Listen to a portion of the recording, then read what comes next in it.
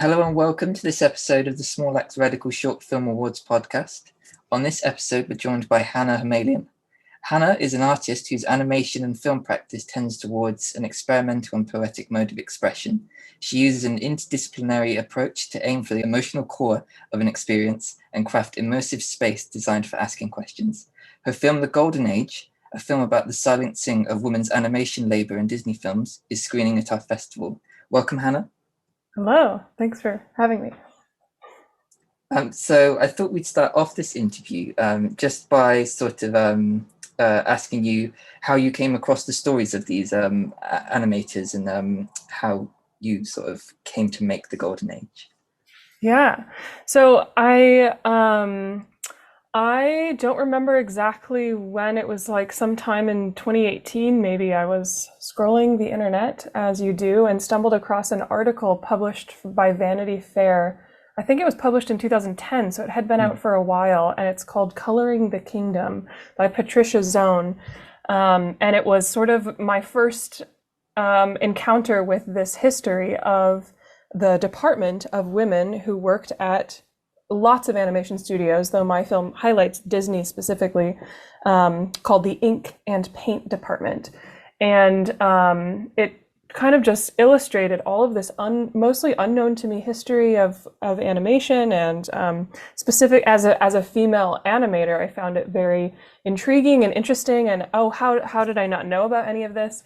There was one line in particular that stood out to me that Patricia writes about how this labor that the women were doing of drawing lines of ink on acetate was just as easy as drawing the eyeliner on in the morning before they go to work. And it was that swoop, that like Right, gesture, that the overlap between those two and drawing into parallel this labor of sort of stereotypical feminine presentation through makeup and affect and dress in the 1920s and 30s, and then saying, oh, and so therefore the thought at the time maybe was, how perfectly suited must a woman be to this delicate work of makeup and presentation. And actually later on in Snow White, as they were working on the film, they were trying to figure out a way to make this character of Snow White appear, the ideal of beauty as she is meant to be in the story.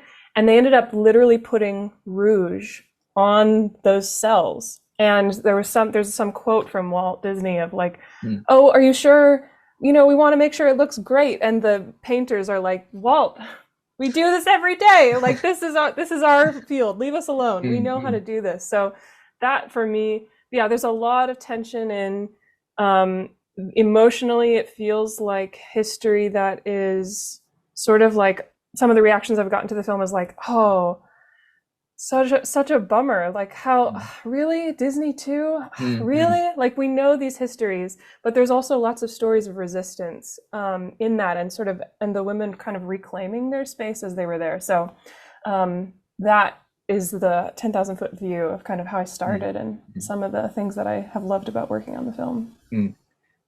So the history of women's labor in film then sort of sits an interesting sort of intersection with this, because off the top of my head, in terms of like silent era filmmaking, I can sort of point to the French filmmaker Alice Guy Blache and the American filmmaker Lois Weber as sort of two sort of great forerunners of maybe a female filmmaking culture. But sort of here, it seems there's with sound and with animation, there seems to be sort of a relegation to the background of sort of female labor within the film industry.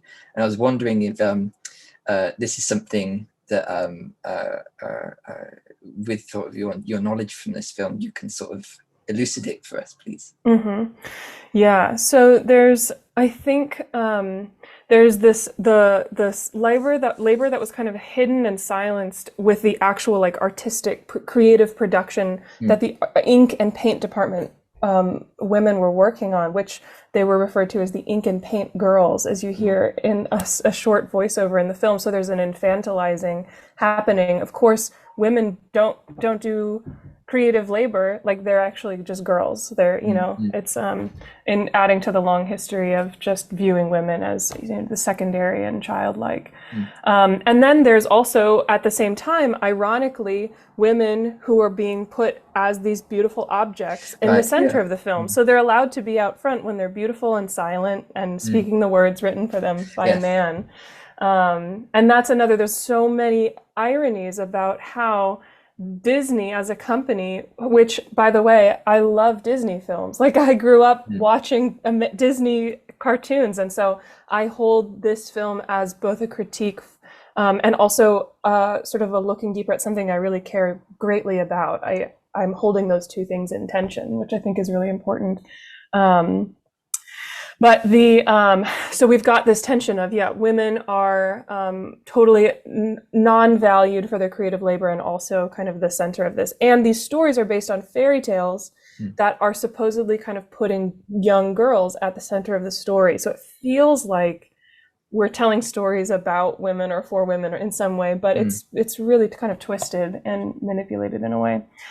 As I was doing research for this film, there were a couple of things that came up, which were, number one, there was a young woman who had applied to be an animator at Disney, I think in maybe 1927, and she received back a written letter from the Walt Disney Corporation, written by Walt himself, or, you know, signed off by Walt Disney. And the line read, I'm very sorry, we cannot accept your application for women do not do creative work, Right. period. So when we're thinking about why is it maybe that women have been pushed to the side for so long, for what I haven't looked into why that was the policy other than just culture at the time. But that at a time was the stance of Disney. Women do not do creative labor. So we have this side in your film that we sort of talked about with this sort of just sort of allowing these stories to come to light. But there's these other aspects I really, really enjoy within your film, which is actually sort of the animation processes, which I assume you did yourself, of characters and sort of scenes and sort of the actions that the characters do. So I was wondering, sort of this sort of process of breakdown, because lots of the characters sort of, forgive me, I don't know what sort of products you're using, but sort of like it seemed to me some type of acrylic for the Goofy character, and I'm sort of wondering what was the rationale behind this, and were there sort of a feminist and a labor critique sort of behind these ideas of the breakdown? Absolutely, yeah.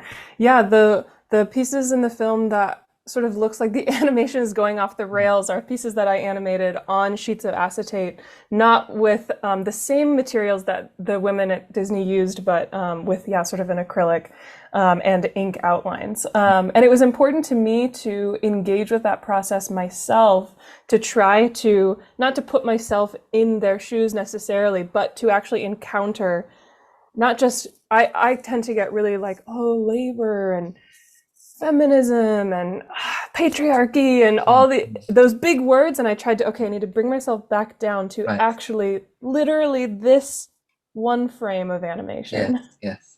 And how does it, what is the labor required to make that?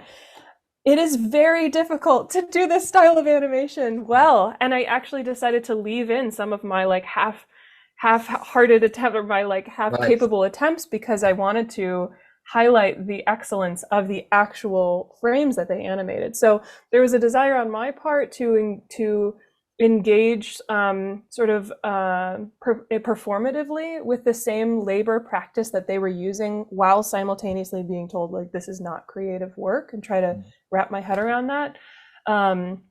There was also I wanted to be able to see the frames in the Disney films, and so there's moments where I've appropriated footage from Snow White and just slowed it down so that we can see the work that they did. And with all this context, now kind of maybe seeing it with new eyes, because the thing about animation is it's 24 frames a second and they flash through right before your eyes. So that does feel like a really apt metaphor for, not only are we going to tell this person, you are not creative, you are not allowed to advance, so many other like derogatory things, like you're probably just going to get pregnant and married and leave anyway, like all of these, kind of horrible things. And your work will flash before our eyes in the blink of an eye. Mm. And most of the cells from Snow White were washed off after they were captured on film because they didn't have the budget. They weren't the Disney of today to buy more acetate. So much of the labor from that film was literally erased. Wow. And just moved on to the next thing. So there's so many kind of like heartbreaking stories about how that came about, and I think that was important for me to communicate in the film. This is like my kind of mourning all of that and contending with this history, which is as a woman today, like is in my lineage, even though I didn't have female members of my family who were in this industry. They were alive at that time, and what have I inherited from that time? What has been passed down and received to me? And I think it was important for me to approach that with a sort of experimental practice, with this breaking down, with this like manipulating as a way to cut through. There's a quote from Audre Lorde, which is, "The master's tools will never dismantle the master's house." And most, if not all, of the women at this time were white women.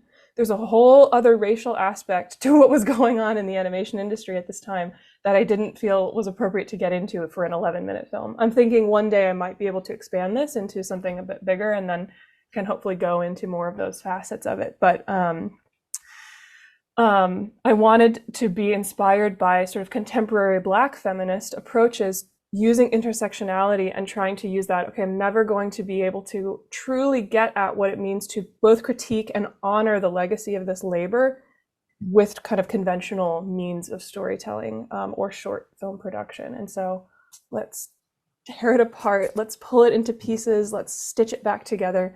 That for me is a really productive process because it allows the film to kind of be generated as I'm working on it, which is what I think of when I think of praxis, is that a very embodied and internally kind of motivated form of production. So following on from this, I know sort of the animators weren't sort of at least working in a time where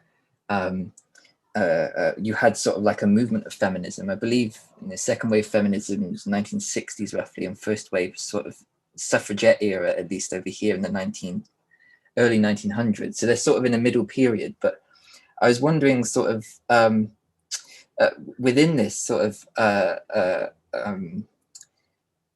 how far do you see the sort of critique of labor as sort of necessary to understand sort of women's position, particularly at a time when women are more and more sort of venturing into the workplace sort of post World War II. And how do these sort of coalesce in your film, the ideas of labor and feminism? Mm-hmm. Yeah, I think they're absolutely connected, particularly through a lens of intersectionality, of just being able to, and this is everything in this film is, I tried to sort of highlight the elements that are not autobiographical, but this is from my perspective. I'm not speaking for all feminists. I'm not speaking for all women. It's my thought and my perspective on it. And it is really more maybe than, like, I think these things are absolutely in the film, a thought about class consciousness, of the idea that June Patterson, who is interviewed, was asked, how did it feel to not get credited for your work? And she said, well, we didn't know any better. That being representative of the perspective at the time, I think we have come quite a long way from that perspective. But at the same time, what else are we not seeing now? Or what else can we change? Or what else can we move forward? The title of the film is The Golden Age, and that is intended to be ironic as well. The 1930s were considered the golden age of animation. And it was built on this oppression. It was baked into the golden age of animation was the experience where women were being told that they were less than human. And so it makes me think, anytime I hear that phrase now, like, I think we're living in the golden age of prestige television right now. Maybe 10 years ago, it was like, or 5 years ago, it was the golden age of podcasting. Every time I hear that phrase invoked now, I'm like, okay, but watch out. Like, who on whose expense, at whose cost are we achieving this excellence, this like greatness in some way? And so I think that has to do with like whose labor is going undetected, whose labor is going uncredited. I think my ever growing and ever evolving understanding of feminism is an approach towards liberation and gender equality. Mm. And that it's not everybody has the same experience. That's never true. That's never going to happen. But to move further and further towards a place where we can be seen as humans, to not be objects, I think is what we're working towards. And that is really what this film was about for me. Was yes, all this history, yes, this like, I'm going to be a creative woman, I'm going to be a creative person as I exercise my ability to make this very strange film. Like, I don't work in the industry, I don't have that approach. I have chosen to give myself a more liberated stance to filmmaking by working outside of the industry. And I needed to grapple with my grief when I learned about what was present, the kind of the heritage that I received as an animator, as a woman, as I've said. So this was kind of my attempt to bring together that history, but also to depict my own and give myself an outlet for that mourning, in hope that that would move me more towards that liberation and more towards kind of understanding. And it's a constant process. Which is why it took me a very long time to decide that this film was finished. I worked on it for about 3 years, off and on, pulling in pieces, adding them, taking them away, animating some more, no, taking that out. Oh, there's a new interview. Oh my gosh, this audio is amazing. Oh, pull it in. 6 months later, look at it. Nah, this part doesn't work. Take it out, pull it in. And that's like when I go and I'm doing research, or when I'm having conversations with people, or I'm constantly just like reassessing and trying to be very soft and flexible in how I'm in the world and how I'm understanding things. So it felt very a mirrored kind of a thing in that way as well. So we've come to the end of the questions that I've prepared for this interview. But just before we leave, I'd like to ask if there are any projects you're working on in the near future you'd like to talk to us about. Yeah, I am working this summer. I am collaborating with a couple other artists here in Eugene, Oregon, in the US, where I live. There's a brand new performance piece that's being put on this fall that is kind of an contemporary opera. And it's based on, the title is called Birds Flying Through, and it's based on a collection of poetry that was written by a local poet. And then that collection of poetry was taken by a composer, score written, and then this summer it's being staged with singers, dancers, musicians, and I've been brought on to do some animation for that project, and those will be projected on stage. So it's a little bit of new territory for me. I'm very excited to collaborate with other people. The story is about 3 women at different points of their life, kind of grappling with the way that their lives are changing. At the end, you kind of understand that they are all the same person, and we're seeing them just like at different phases. So I'm excited about the content. I'm going to experiment with some new materials. I think I'm going to try some like straight ahead charcoal animation. And it's nice to have a break from being responsible for the whole project, which is, I do enjoy that process in my film practice, but it is also kind of a relief in some ways to say, I will focus on movement. I've been researching birds, and I'm like watching how their wings go up and down. And so I'm spending kind of immersing myself in that this summer. Wonderful. Well, best of luck with all the work to do with that. And thank you very much for joining us today, Hannah. Thank you.